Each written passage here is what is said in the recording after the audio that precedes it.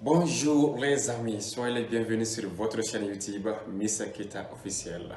Alors, avant bien de commencer, je vous invite à vous abonner à ma chaîne YouTube Mr Keita officiel et activer la cloche de notification pour ne pas rater les prochaines vidéos.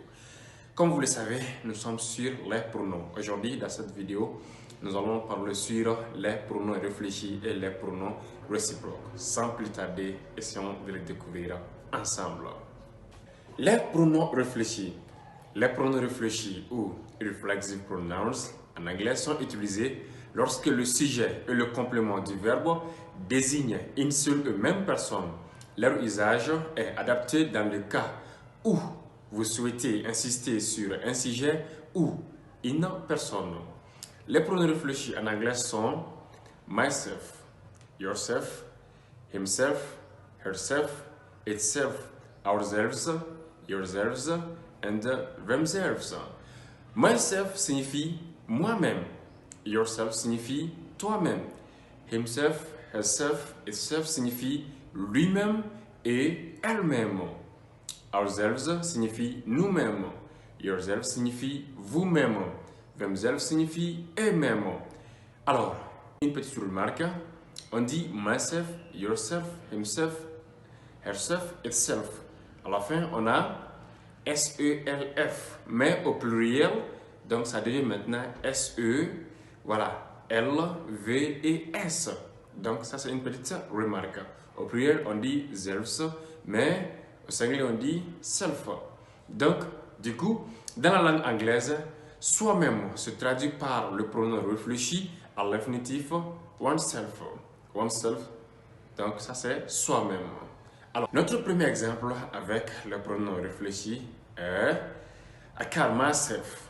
I cut myself signifie je me suis coupé. I cut myself, je me suis coupé. We cut ourselves.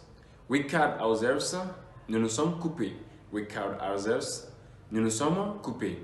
N'oublie pas, on emploie souvent les pronoms réfléchis de façon emphatique. Emphatique, il s'agit d'une emphase qui donne comme définition exhalation bombeuse dans le ton, sinon même dans le geste et dans le terme employé comme enfluir ou grandiloquence. Donc, parler avec emphase. Exemple, I wash myself. I wash myself. En français, oui, je me suis lavé. Oui, je me suis lavé. Donc, ça c'est une juste expression emphatique avec l'utilisation de pronoms réfléchis. Donc, on dit bien I wash myself. Oui, je me suis lavé. Après avoir exécuté les pronoms réfléchis, nous allons directement entamer les pronoms réciproques.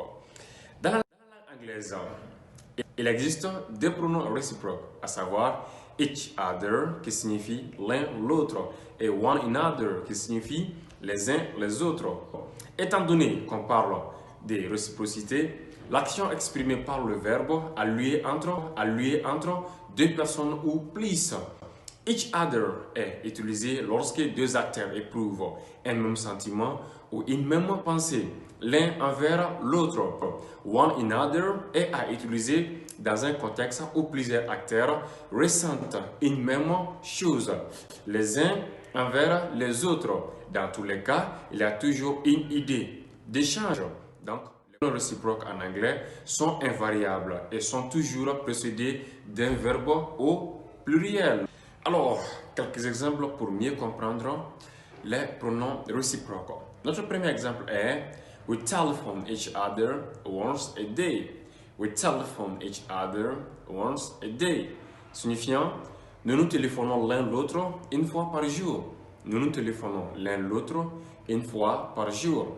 Deuxième exemple est She told the three to love one another.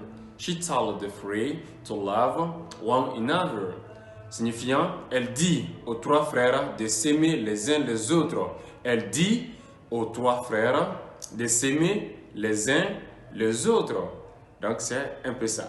Si la vidéo vous a plu, je vous invite de vous abonner à ma chaîne YouTube Mr Keita officiel et activer la cloche de notification pour ne pas rater les prochaines vidéos.